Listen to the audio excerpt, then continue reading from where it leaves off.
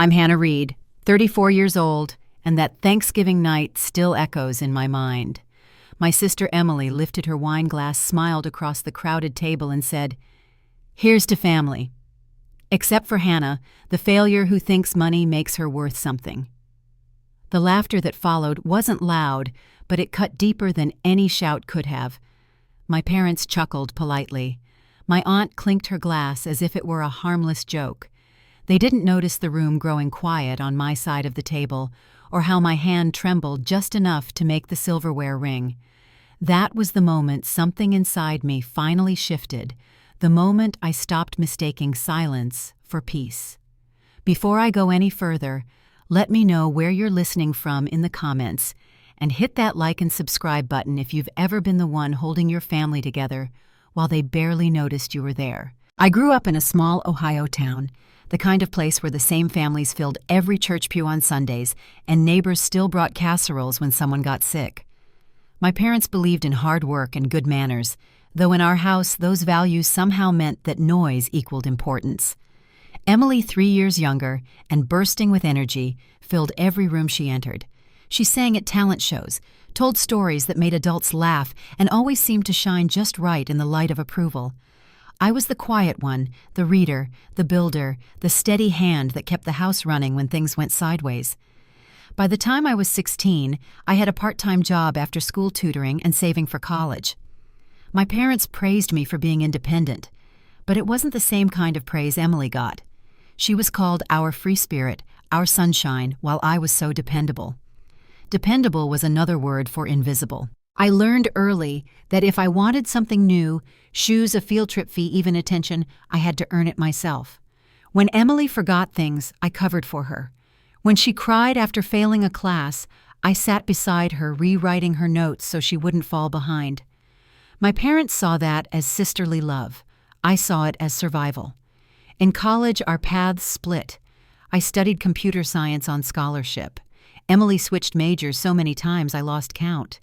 She floated through semesters while I learned to code late into the night, fueled by instant coffee and the promise of stability. When our mother called saying Emily's rent was late again, I sent money. When her car broke down, I helped her replace it. It became routine. Emily fell and I reached for my wallet.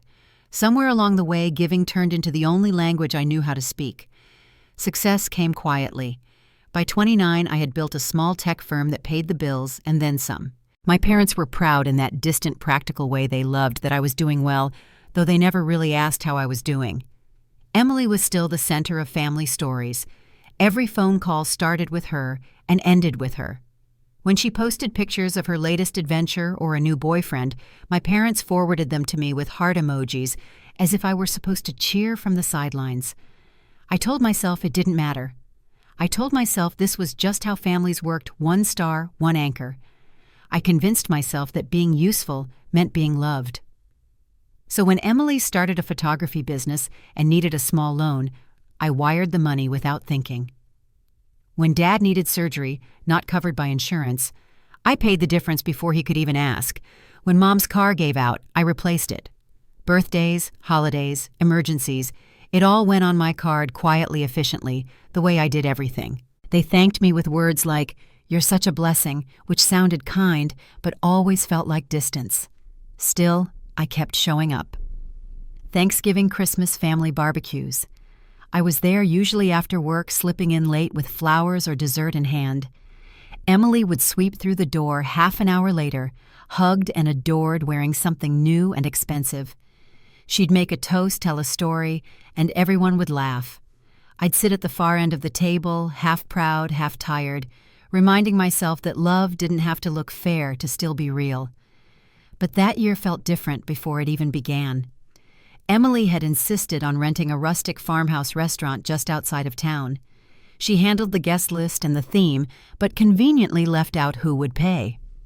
I didn't argue. I simply gave the restaurant my card when they asked for a deposit. It wasn't the first time I'd quietly funded her vision of family. I did it because Mom loved big gatherings, and because Dad liked things to stay easy. I told myself it was worth it to see them happy. That night, I wore a simple navy dress and brought a bottle of wine I'd picked out myself. Emily arrived late, radiant and loud as ever. She hugged everyone except me. The table was full of laughter, harmless stories, and the usual small talk that floats over real tension. When dessert came, she stood up, raised her glass, and smiled in my direction. "Here's to family," she said, voice smooth as honey. "To love, loyalty, and showing up for one another, except for Hannah, of course." The laughter rolled through the room. No one stopped her. Not Dad, not Mom, not a single person who had eaten food I paid for. I remember looking around the table, realizing that after all these years of giving, I was still the outsider. My hand tightened around my glass until the stem squeaked between my fingers.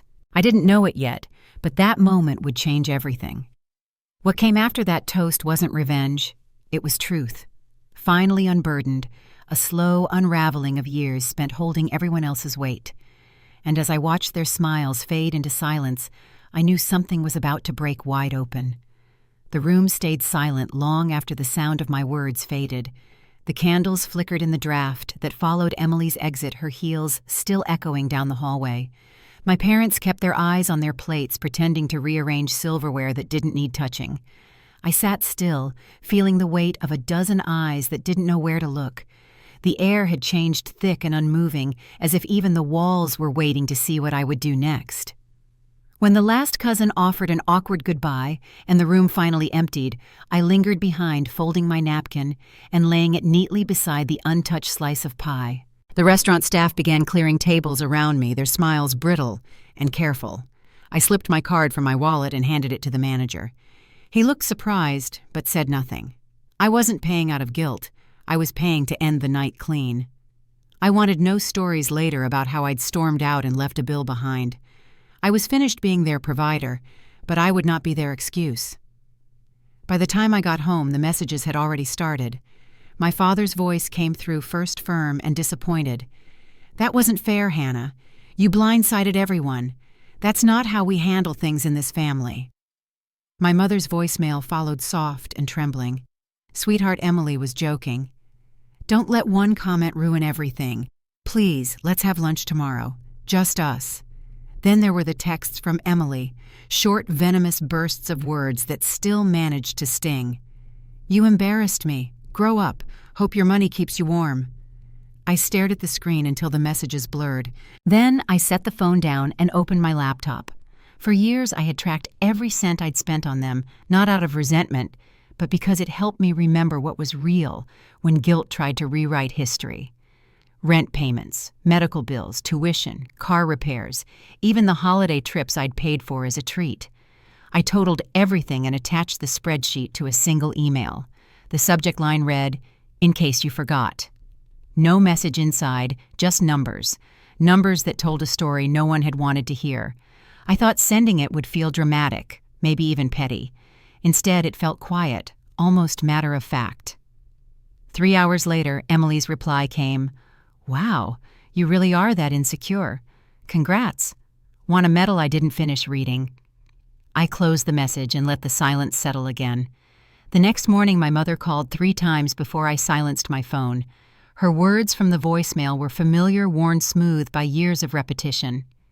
"This isn't like you, Hannah. You're hurt, I get it, but don't make permanent choices because of one moment." But this wasn't about one moment. It had been years of moments that blurred together every dinner where I sat in the background, every favor disguised as affection, every laugh at my expense. That week, the quiet felt strange. My phone once buzzing with small emergencies, missed payments, surprise bills, casual. "Can you help with—" Messages stayed still. For a while, I didn't know what to do with the extra hours in my evenings. I cooked simple meals. I slept without the sound of notifications. I went on long walks after work, letting the cold wind numb the leftover ache of embarrassment. It wasn't peace yet, but it was something close.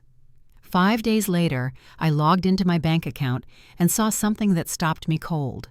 Small withdrawals, grocery stores, boutique shops, spa visits, all coming from an old joint account I'd once opened to help Mom cover household expenses. It hadn't been used in months, but now it was active again, and every transaction carried the same digital signature, E-Read. I felt the same hollow tightening in my chest that I'd felt at dinner, that sudden drop between anger and disbelief. Even after the toast, even after the spreadsheet, they were still using me. I sat at the kitchen table staring at the list of charges: $42 at a salon, $189 at a boutique, $73 at a wine shop. It wasn't the money. It was the message. My silence was still being treated like permission. That night, I logged out, closed the account, and set the closure email aside like a signed farewell. I didn't tell them.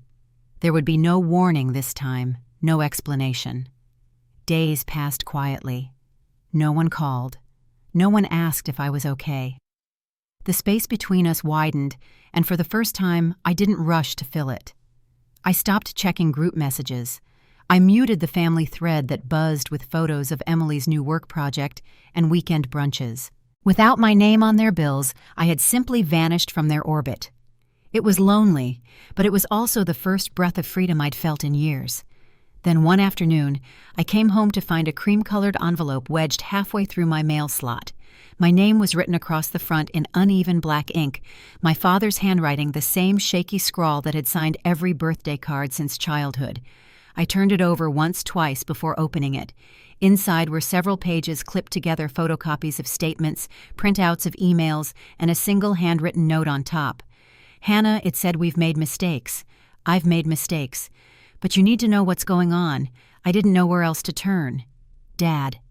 That line, "I didn't know where else to turn," struck deeper than the toast ever had.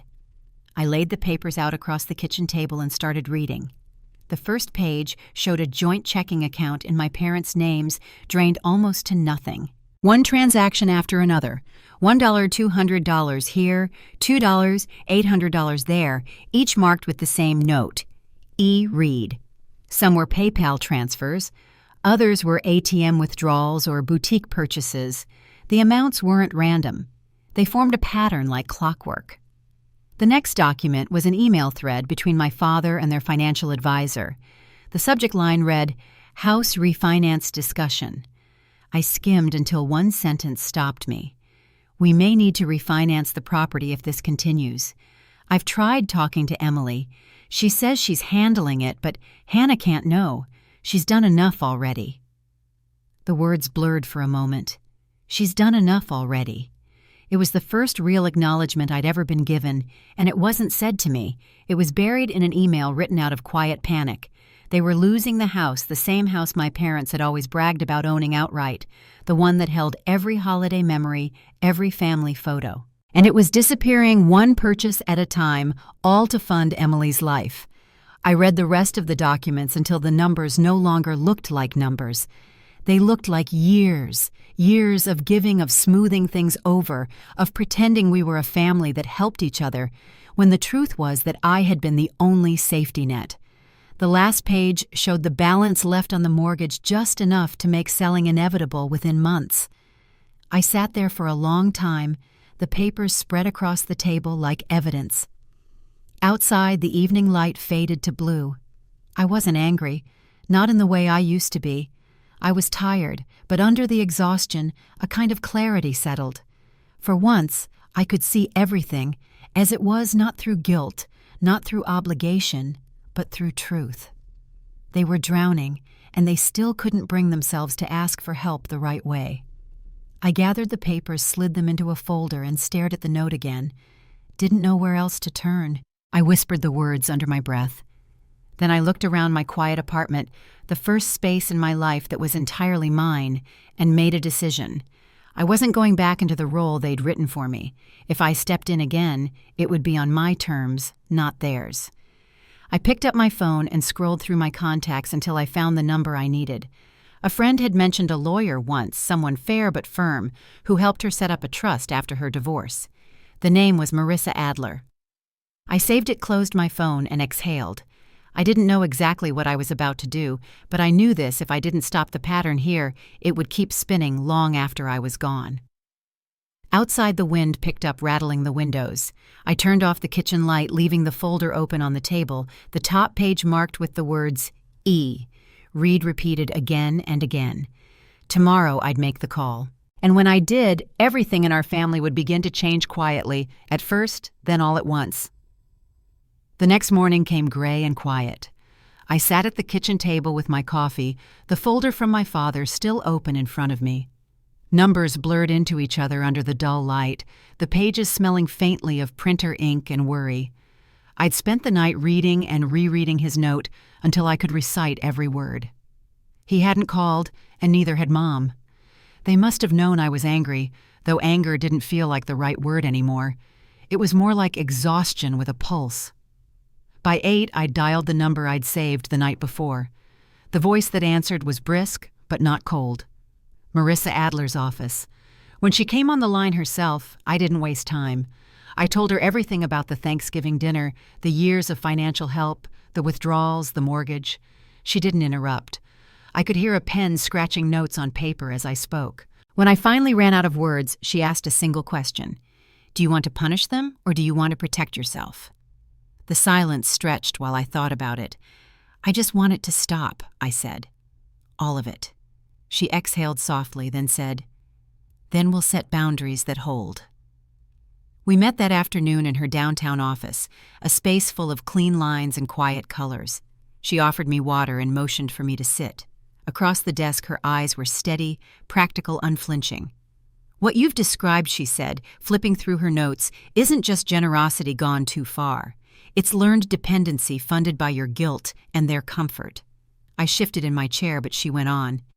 You've been the structure holding everything up. They won't change because they don't have to, so you need to change the structure. The word lingered. Structure. It fit too well. She outlined a plan that sounded more like architecture than law, measured steps each built to hold weight without collapsing. Step 1. I would buy my parents' house at full market value through a private trust, removing it from their immediate control and protecting it from further refinancing. Step 2. The trust would guarantee lifetime residence for my parents, but no transfer rights, no hidden loans, no co-signers. Step 3.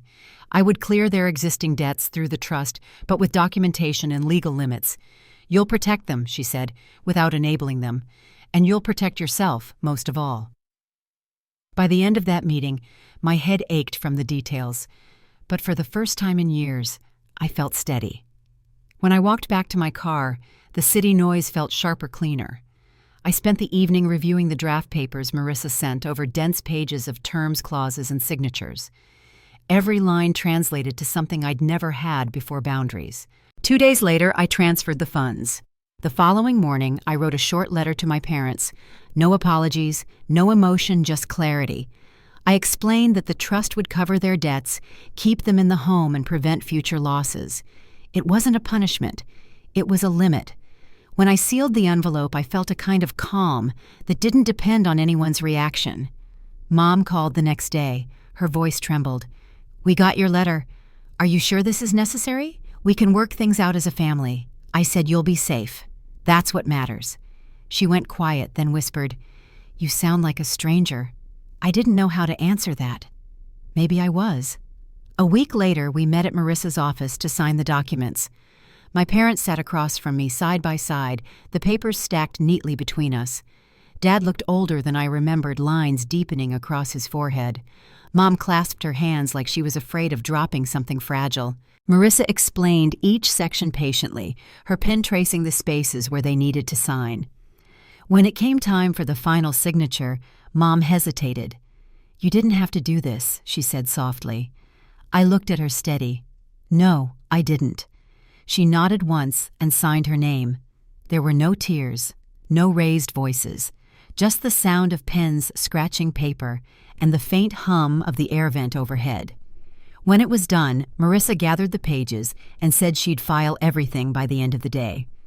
My parents stood, thanked her politely, and left without looking back at me. I stayed a few minutes longer staring at the empty chairs across the table. For years, I'd sat behind them invisible. Now, I was on my own side of the desk. That evening, I poured a glass of wine and sat by the window of my apartment. The city lights blinked in the distance, steady and impersonal. I turned the final deed over in my hands, feeling the embossed seal under my thumb. The weight in my chest hadn't disappeared. It had simply shifted, taking a different shape. I wasn't the structure anymore. I was the architect now. 2 days later, my phone buzzed with a message from Emily. "You've lost your mind." That was all it said. I didn't reply. There was nothing left to explain. For once, her words didn't reach me the way they used to. They fell flat like pebbles against a wall. That Sunday, the air was cold enough to sting. I stayed home, moving slowly through chores, folding laundry, cleaning the kitchen. Around 3 in the afternoon, someone knocked on the door, 3 quick, sharp knocks that sounded too familiar. I looked through the peephole and saw Emily, her hair pulled back, hoodie hanging loose around her shoulders. She looked smaller somehow, as if the weight she'd carried so carelessly was finally pressing down. When I opened the door halfway, she didn't smile. "We need to talk," she said. I hesitated, then stepped aside. She walked in like she still owned the place, the same old rhythm of assumption. She stood in the middle of the living room, arms folded tight. "So that's it," she said. "You buy the house, you cut everyone out, and now you get to play savior." I didn't answer right away. She took a step closer. "Do you even realize what this makes you look like? Like some control freak who thinks money can fix everything." I finally spoke my voice even. "I'm not fixing anything. I'm protecting what you kept breaking." Her mouth tightened. "I didn't know Dad was taking out loans against the house. That wasn't me." I walked to the coffee table, picked up the folder I'd kept ready, and set it in front of her. "Page 4, I said quietly. "Transfers marked under your name. Thousands. Don't insult me with denial." She didn't open it. She stared at the folder like it was something toxic. "You could have told me," she said, finally, her tone smaller now. "I did," I said. "Every time I bailed you out. Every time I paid your rent, or your credit card, or your car note. You just didn't hear me because I never raised my voice. That's on me." Emily's arms tightened across her chest, her voice brittle. "So what now?" "You're done with me." Just like that, I looked at her and said, "No. You were done with me the moment you stood up at that dinner table and made me a punchline. That was your choice." She shook her head. "It was a joke." "It was the truth," I said. "Yours loud and clear." For the first time I saw something flicker in her eyes, fear maybe, or the slow realization that the safety net was really gone. "So what now?" she whispered. "You get to be the hero while I start from nothing." "No," I said softly. "You get to start from the ground, like I did, like adults do." Her voice cracked. "You're really cutting me off." I nodded once, not out of spite, out of survival. She stared at me, the anger draining from her face replaced by something fragile. "What do I even have left?" she asked. "Whatever you choose to build," I said. For a long moment, neither of us moved. Then she turned and walked toward the door. There was no slam, no final insult, just the sound of her footsteps fading down the hallway. When the door clicked shut, I stood there for a while, listening to the quiet. It didn't feel empty. It felt clean. Later that night, I sat on the couch, the city hum rising through the windows. I thought about what Marissa had said, how change is just structure rebuilt. I didn't know what would come next, but I knew what wouldn't. I wouldn't be the foundation for other people's comfort anymore. I'd start designing something new. It had been 2 weeks since Emily walked out of my apartment. In that time, the trust papers were finalized, notarized, and filed with the county clerk's office. I'd spent those days moving through life like someone relearning how to breathe, slower, steadier, deliberate. When I signed the last document transferring the title, it struck me that the house I grew up in no longer belonged to my parents. It belonged to the trust, and in a way it belonged to me, though, not for possession, for protection. When Marissa handed me the final packet, she gave a quiet nod. "It's all done," she said. "They're safe and you're clear." The relief came in small waves. I didn't feel triumphant, just still. My parents signed the paperwork in her office, sitting across from me once again, their faces drawn and pale. There was no argument, no tears, just the shuffle of paper and the muted clicks of pens. When it ended, Mom glanced up briefly, her voice soft. "You didn't have to do this." I held her gaze and answered simply, "No, I didn't." I left before anyone could stretch that silence into something sentimental. I didn't want to blur the boundary I had just built. I wanted the separation to settle solid and unshakable. Outside, the sky hung low and gray. The air smelled like rain and paper ink. For the first time in a long while, I wasn't waiting for someone to call to ask to need. I got in my car, started the engine, and drove with no destination, just the hum of the tires filling the quiet. A week later, I set up a modest monthly stipend for my parents, enough to cover essentials, but nothing extra. Marissa made sure the trust was airtight. If Emily ever tried to access funds, everything would freeze until further review. I didn't want control. I wanted distance. The trust had an independent manager now, someone named Robert Hale, a retired accountant in his late 60s, calm and methodical. Marissa recommended him for his integrity, and when we met over coffee to sign his appointment, his handshake was steady and kind. My job, he said, is to make sure everyone stays within the lines. Within the lines. That phrase echoed in my mind for days afterward. I'd spent years living without any. Always stretching, always giving until nothing was left. Now there were rules, and I had written them. 3 weeks later, word reached me through a cousin that Emily had moved in with a friend across town. She'd tried working at a boutique as a stylist, but according to the same cousin, she lasted less than a week. The manager talked down to her, the cousin said, in a tone caught between sympathy and gossip. I didn't respond. The details didn't matter anymore. Emily's choices were her own now. That Christmas arrived quietly. I hadn't planned to visit, but a card showed up in my mailbox a few days before the holiday. It was from my mother, a plain white envelope with neat cursive writing. Inside was a single folded note on stationery. No gifts, no photos, just one line written in her soft, slanted script. "We didn't deserve your grace, but thank you anyway." I stood by the window reading it several times. There was no bitterness left in her handwriting, just tired sincerity. I placed the note inside the same folder that once held bank statements contracts and the ledger I'd sent months ago. What had once been a record of burden was slowly turning into proof of survival. The holidays passed without fanfare. I didn't buy gifts.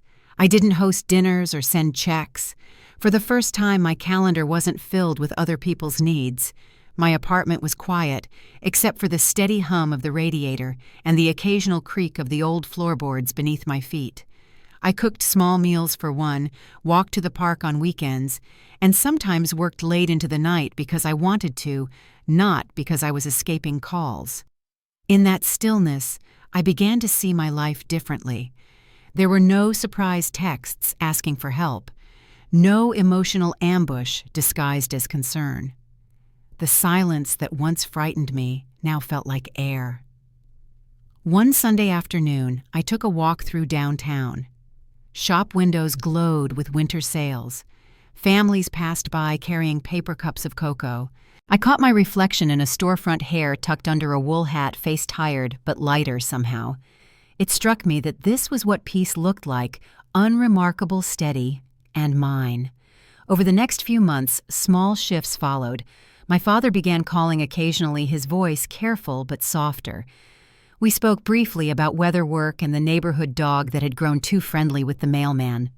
There were no mentions of money, no questions about Emily.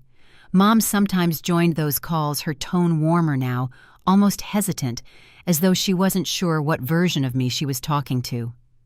Then one afternoon in early spring, I stopped by the family house to drop off a few trust documents Robert had asked them to sign.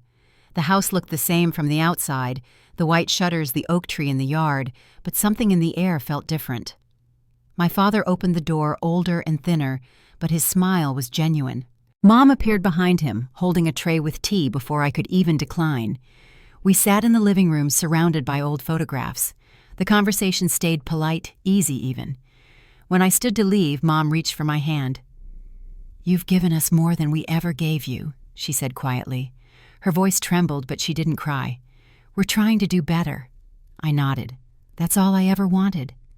As I drove away, I realized I hadn't felt resentment in that house for the first time in my life.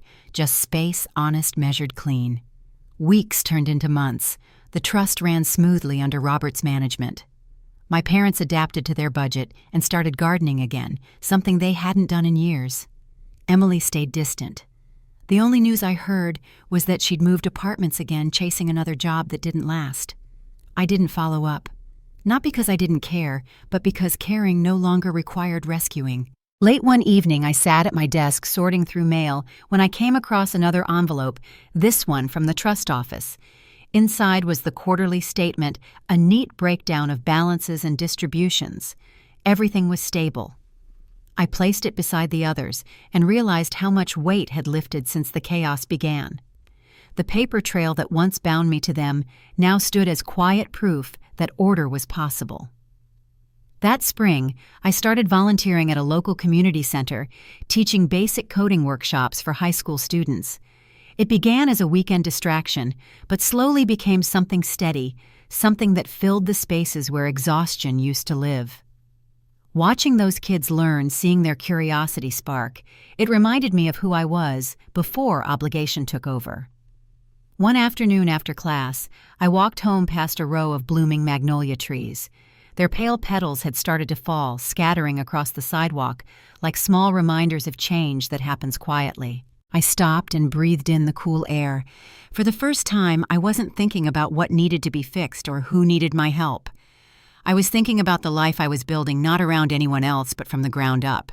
I still spoke to my parents on occasion. The conversation stayed short, polite, free of old tension. There were no jokes at my expense, no small manipulations hidden under smiles. Just civility. It wasn't closeness, but it was peace. And peace, I was learning, doesn't always arrive with celebration. Sometimes it's a letter with one simple sentence. Sometimes it's a phone call that ends without guilt. Sometimes it's just walking home alone under soft light and realizing you don't owe anyone an explanation anymore. I didn't know if Emily would ever reach out again, but I had stopped waiting for her to. I'd built my own table now, one that didn't wobble under anyone else's weight. And for the first time in my life, I was choosing who got a seat. Spring came slowly that year. The first warm days carried a softness that felt almost new. I had started sleeping with my windows open again, letting the air move through the apartment instead of keeping everything sealed and quiet. My life had grown simple, predictable. Even work during the day, community classes on weekends, phone calls with my parents that no longer came with hidden requests. I didn't realize how rare that kind of calm was until I had it. A few months after the trust was finalized, Robert called to update me on the accounts. His voice carried that steady calm I'd come to expect. "Everything's in good shape," he said. "Your parents are keeping within budget. No issues to report." He paused. "It's working, Hannah. Just like you designed it." I thanked him, then sat for a while with that word again, designed. It reminded me of the life I was quietly rebuilding, one decision at a time. Work had picked up in steady ways, too. My company had landed a contract with a mid-sized firm in Chicago, and I found myself leading a remote team that respected boundaries more than anyone in my family ever had. I worked reasonable hours, turned my phone off after dinner, and didn't feel guilty about rest. It was the first time success didn't come with exhaustion attached. But peace, I was learning, wasn't absence. It was space room for whatever came next, even if I didn't see it coming. That next shift arrived one afternoon in late May. I was packing up after a workshop at the community center when I saw an email notification flash across my screen. The subject line read, "Request for Contact E. Reed." I stared at it for a moment before opening it. Inside was a short message from a mutual acquaintance, a woman named Lauren Parker, someone who'd gone to college with Emily and apparently worked at a nonprofit downtown. "Hi, Hannah," the email read. "I hope you don't mind me reaching out. Emily gave me your address. She mentioned you might be willing to talk. She's been struggling, and I think she really needs help, though. I'm not sure what kind. I know this isn't my place, but she doesn't seem to have anyone else right now." I sat there in the empty classroom, staring at the screen as sunlight filtered through the blinds. It wasn't the first time Emily's name had found its way back to me, but this message felt different. It wasn't anger or guilt. It was concern, and it wasn't coming from her. That evening, I walked through the park near my apartment, letting the thoughts settle. I hadn't heard from Emily since the day she walked out of my living room. The silence had stretched for months, broken only by faint updates through relatives, short jobs, new roommates, unpaid bills. I had built my peace around that distance, and now with a single email, the quiet began to shift again. By morning, I decided to reply. My message was short and neutral. Hi, Lauren. Thank you for letting me know. I appreciate your concern. I'll reach out to Emily directly. It took another hour before I found the courage to type her number. When she answered, her voice was hoarse, like she hadn't slept in days. Emily, it's me. There was a pause, then a soft exhale. I didn't think you'd call. I got your friend's email. She laughed quietly, not with humor. Of course you did. I didn't ask her to. I think she felt bad for me. What's going on? I asked. Another pause. I'm fine, she said, and then almost as an afterthought. Mostly, I didn't press. I just listened as she talked about losing her latest job, how the friend she was staying with had asked her to move out, how she was behind on everything. Her words trailed off softer each time until finally she said, I don't want money. I just didn't know who else to call. It wasn't the tone I remembered from her. There was no manipulation in it, no sharp edge, just exhaustion. We met the next afternoon at a small diner halfway between our neighborhoods. She arrived late wearing a denim jacket that hung loosely off her shoulders. Her hair was tied back, and there were faint circles under her eyes. When she saw me, she gave a small, uncertain smile. You look good, she said. You too, I replied, though we both knew it wasn't true. We sat across from each other while a waitress poured coffee neither of us touched. The first few minutes were filled with small talk, the kind people use when they don't know how to start saying what really matters. Finally, she looked down and said quietly, You were right. About what? Everything she said. The house, the money, the way I was living. I kept thinking someone would save me again, but no one did. She took a shaky breath. It's a strange thing realizing you've run out of excuses. I didn't know what to say. The old habit would have been to reach across the table to fix to soothe. But I didn't move. I just let her words hang there. She went on, voice trembling but steady. I'm trying to get back on my feet. I've been working part-time at a bookstore. It's not much, but it's honest. I just wanted you to know that. I nodded. That's good, Emily. Really. She smiled faintly. I didn't come here to ask for anything. I just wanted to say I'm sorry. I was cruel to you that night. I've been cruel for a long time. The air between us felt heavier but cleaner somehow, like something was finally being aired out. After lunch, we walked out to the parking lot. She stopped by her old car, a faded blue sedan with a missing hubcap, and turned to me. I don't expect you to forgive me, she said, but I'm trying to change. I just wanted you to know I'm not the same person. I looked at her for a long moment. Change takes time, I said, but starting counts for something. She nodded, then got in her car. As she pulled away, I felt the quiet settle again. Not heavy, not strained, just real. Over the next few weeks, we didn't speak much. A few texts now and then, simple things like, hope you're doing okay, or good luck with work. It wasn't closeness, but it was human, and that was enough for now. By midsummer, life had found a rhythm again. My parents seemed more at ease, the trust functioning as it should. Emily's name came up less and less, and when it did, it wasn't followed by a request. The calm I'd built didn't crumble under that brief reconnection it held. One afternoon, I stopped by Robert's office to sign routine updates. As I left, he said, You know, misread boundaries like these don't just protect money, they protect people, including the ones who broke them. I nodded, knowing he was right. That night, I stood on my balcony watching the city lights shift against the horizon. For years, my life had been measured by other people's needs, their crises, their demands. Now it was measured by choice, when to give, when to rest, when to listen, and when to stay silent. The wind picked up, brushing against my face. Somewhere out there, Emily was figuring out her own version of that same lesson. I didn't know what her life would look like, but for the first time, I didn't feel responsible for it. I turned back toward the light of my apartment, the space that was mine alone, and closed the door behind me. Summer drifted into its warmest stretch, the kind where evenings carried a slow hush, and days felt longer than they should. Work settled into an easy rhythm, and the workshops at the community center filled up faster than I expected. The kids came back each week with small victories, fixed lines of code-working projects, proud smiles that reminded me how good it felt to build something from the ground up. Life had grown steady again, quiet but full in ways that made sense. The house trust continued smoothly, and Robert called once a month to update me. "Everything's running just fine," he said one afternoon. "Your folks haven't missed a single term." His calm voice always brought a sense of balance, the kind that made you believe things could stay right if you kept showing up for them in the right way. Then, on a late August evening, my phone buzzed while I was cleaning up after dinner. The number wasn't saved, but the area code was familiar. I answered out of habit. "Hannah, it's Lauren." Her tone held hesitation, the kind that makes your stomach tighten before you even know why. "I didn't mean to intrude," she said quickly. "It's about Emily." I set down the dish towel, listening as she explained. Emily had been fired from the bookstore a few weeks earlier, then missed rent on her apartment.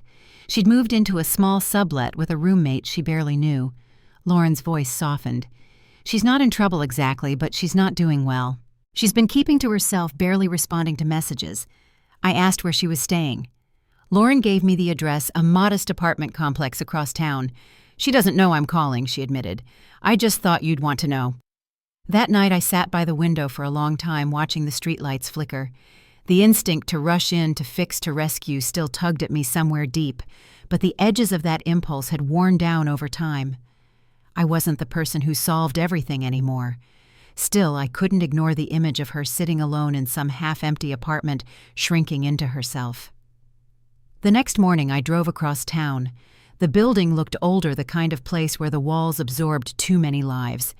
I found her name written in faint ink on the mailboxes, E. Reed, Apt 3B. My hand hovered before I knocked. When the door opened, Emily blinked at me in disbelief. She looked thinner, her hair tied back in a loose knot, dark circles under her eyes. "Hannah," she said quietly. "What are you doing here? I just wanted to see you," I said. She stepped aside slowly, and I walked into a small apartment that smelled faintly of coffee and dust. The furniture was sparse, a second-hand couch, a folding table, a few boxes still taped shut. A window unit hummed weakly against the heat. We sat in silence for a moment until she finally said, "I'm guessing Lauren called you." She was worried, I admitted. Emily nodded, picking at a thread on her sleeve. "She means well." I looked around the room. "How long have you been here?" 2 weeks, she said. "I'm between jobs again, trying to figure things out." There was no self-pity in her tone this time, just exhaustion. She leaned back, letting her hands fall to her sides. "It's strange," she said after a while. "I used to think you had it easy because you had money, but I think maybe you just learned to live without needing anyone." I stayed quiet, unsure what to say. She glanced toward the window. "It's not easy, you know. Starting from the ground. You said that once." "I remember," I said. She gave a small nod, then looked at me again. "I'm trying. I really am." I can see that I replied. We talked for a while, small things, ordinary things. When I left, she walked me to the door. "I'm not asking for help," she said softly. "I just didn't think you'd show up." "I'm glad I did." I said and meant it. The drive home was quiet. The sun had started to dip, painting the sky in shades of amber and gray. I didn't feel drained the way I once did after our conversations. There was sadness, yes, but also something steadier, acceptance maybe, or the beginning of something new that didn't have to look like the past. A few weeks later, Mom called. "Emily came by yesterday," she said, her voice light, almost relieved. "She helped your father clean out the garage. It's been years since he asked for help." "That's good," I said, smiling faintly into the phone. "She's different lately," Mom went on. "Quieter. I think she's realizing what matters." There was a pause before she added, "We all are." The fall months passed with a slow grace. I saw Emily occasionally, coffee once, then again a few weeks later. Each time the conversations grew easier, less tangled in old tension. She'd tell me small victories, like a new job she'd started at a local print shop, or how she'd paid her own rent early that month. None of it was dramatic, but it was real progress. One afternoon we sat outside a cafe as the leaves turned golden around us. She stirred her coffee, watching the steam rise. "You know," she said quietly, "I used to think you stopped helping me because you stopped loving me. But I think you were just done losing yourself." Her words caught me off guard. I looked at her, but she didn't flinch. She smiled faintly. "I needed to fall," she said. "You just stopped breaking your back trying to catch me." The air between us settled still and warm. There were no grand apologies, no dramatic reconciliations, just understanding, finally, after so many years. As the months passed, our parents began inviting us both for Sunday dinners again.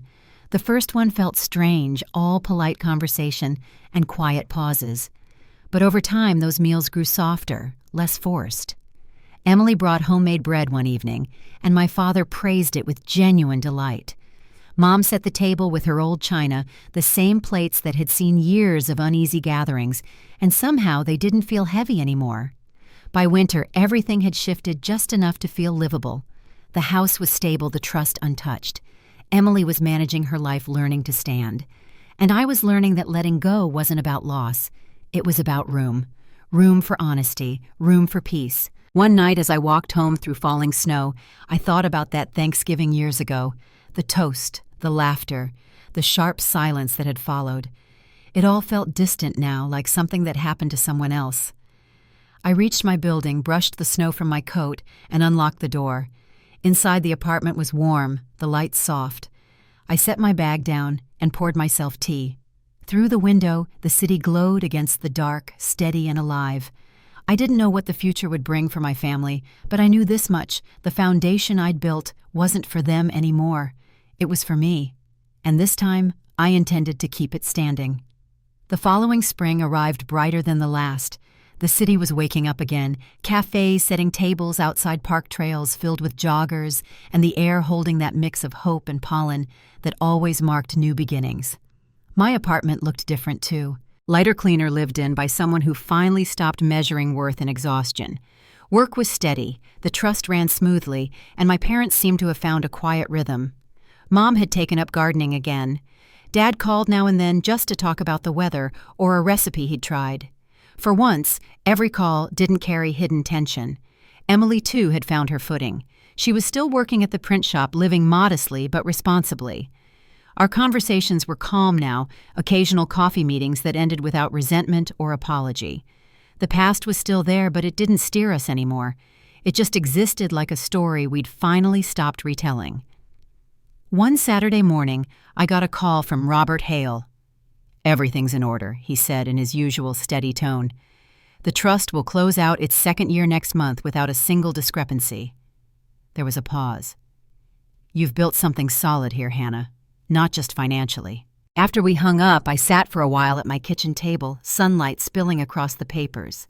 I thought about what he said, how something that began as an act of damage control had become a foundation. It had protected my parents, kept me sane, and forced Emily to stand on her own. But more than anything, it had made space for something new to grow. That growth came into focus a few weeks later at my parents' house. They'd invited both of us over for Sunday lunch. It was the first real family meal we'd had in years that wasn't bound by tension. I almost didn't go. Old habits die slow, and I wasn't sure I wanted to reopen rooms that had once been full of sharp edges. But something told me to show up. When I arrived, the house smelled like rosemary and baked bread. The garden outside was full of early blooms, Mom's handiwork, no doubt. She greeted me with a soft hug that didn't feel forced. "You look rested," she said, her eyes kind but cautious, as if testing whether this peace was real. Emily came out of the kitchen carrying a platter of roasted vegetables. She looked different, too. Simpler clothes, hair, pulled back, no trace of the performative glow she used to wear like armor. "Hey," she said quietly. "Hey," I answered, and we both smiled a little. Lunch was gentle. No one tiptoed around conversation, but no one pushed it either. Dad told a story about fixing the porch swing, and Mom teased him about the crooked nails. Emily chimed in now and then, talking about a new design project at the shop. The air in that house felt different, not lighter exactly, but clearer, like the windows had finally been opened after years of stillness. After the meal, Mom poured coffee and Emily lingered by the table. "I wanted to ask something," she said, her tone careful. "Would it be okay if I stopped by sometime just to see the garden, maybe help out?" Dad smiled. "Of course," he said before I could answer. Mom reached across and squeezed Emily's hand.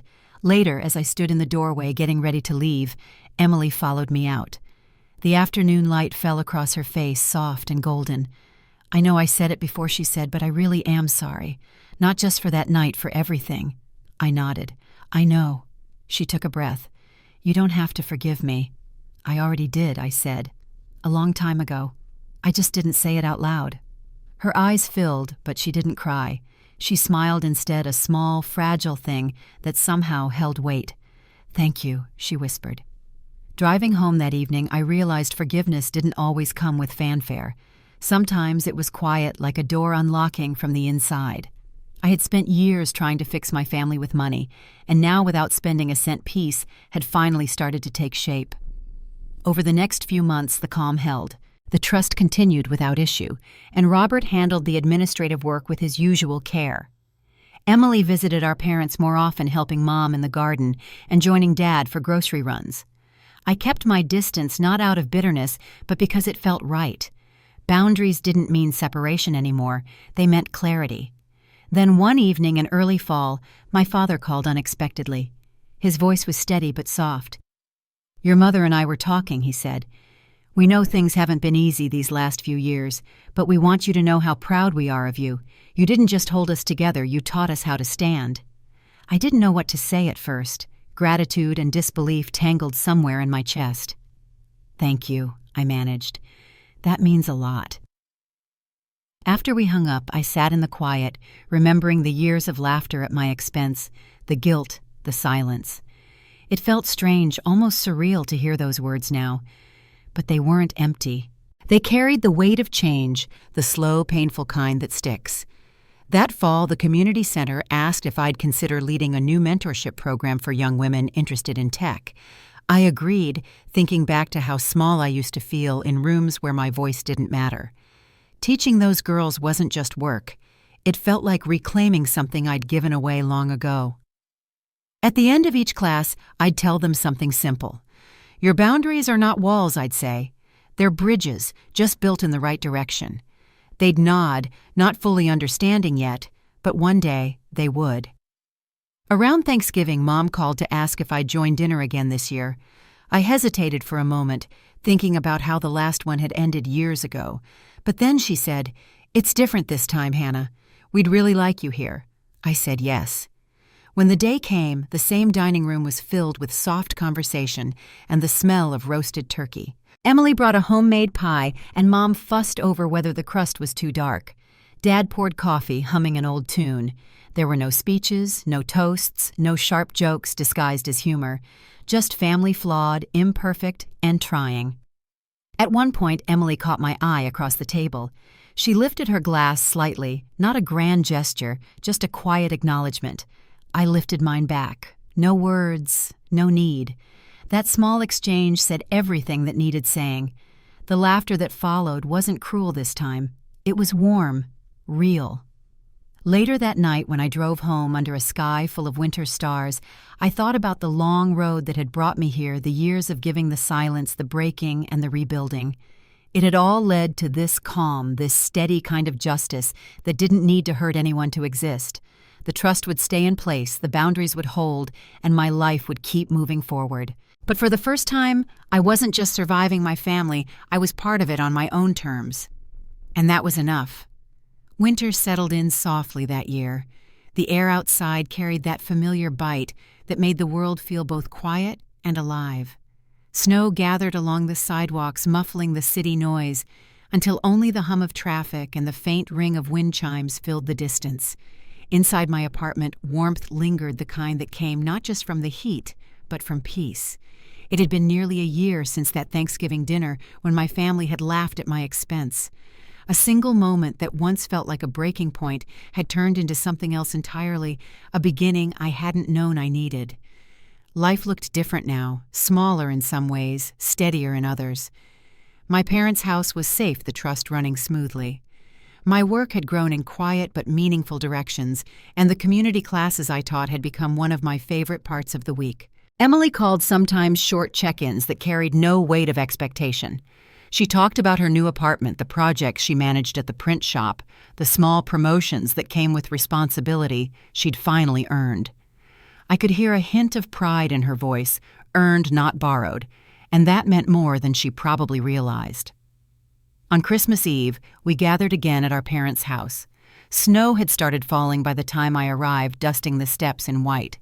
Inside, the tree glowed with soft golden light decorated with a mix of old ornaments and new ones Mom said Emily had brought over earlier that week. When I stepped into the kitchen, Emily was setting the table sleeves rolled up, humming quietly under her breath. She looked up surprised, but smiling. "You made it," she said. "Wouldn't miss it," I answered and meant it. Dinner was simple: roast chicken, mashed potatoes, the kind of comfort food that never asked for much attention. Dad told stories from years ago, ones we'd heard before, but didn't mind hearing again. Mom laughed easily, her shoulders no longer tight with the weight of keeping peace. It wasn't a perfect night, but it was an honest one. Afterward, Emily and I stood by the window watching snow drift against the glass. The lights outside cast a faint reflection of us two silhouettes standing side by side. "I never said thank you," she said quietly. "For everything. For stopping me before I lost myself completely." I turned to her. "You did that on your own, Emily. I just stopped making it easy not to." She smiled, eyes glistening. "That might have been the hardest part." We stood there for a while, neither of us talking. The silence between us wasn't heavy anymore.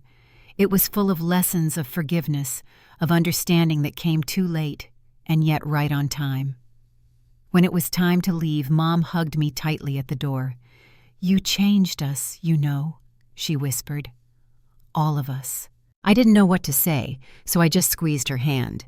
Dad stood behind her, smiling quietly, his eyes warm in the dim porch light. The drive home was calm, the streets empty except for the falling snow.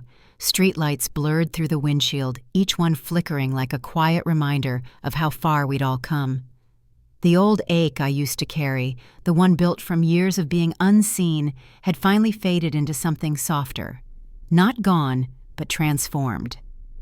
Back in my apartment, I made tea and sat by the window. The city below was hushed under a blanket of snow, every rooftop shining faintly under the moonlight. I thought about everything that had happened, the choices, the distance, the boundaries I'd once been too afraid to draw. I used to think peace would come when everyone understood me, but real peace, I'd learned, comes when you understand yourself enough not to need permission. In the end, I hadn't found justice through confrontation or apology. I'd found it through design, through rebuilding my life on terms that didn't collapse every time someone else leaned too hard on them. Justice, I realized, wasn't always about proving others wrong. Sometimes it was about choosing not to keep being hurt just to be right. My family wasn't the same as before, but maybe that was the point. We'd stopped pretending. We'd stopped performing.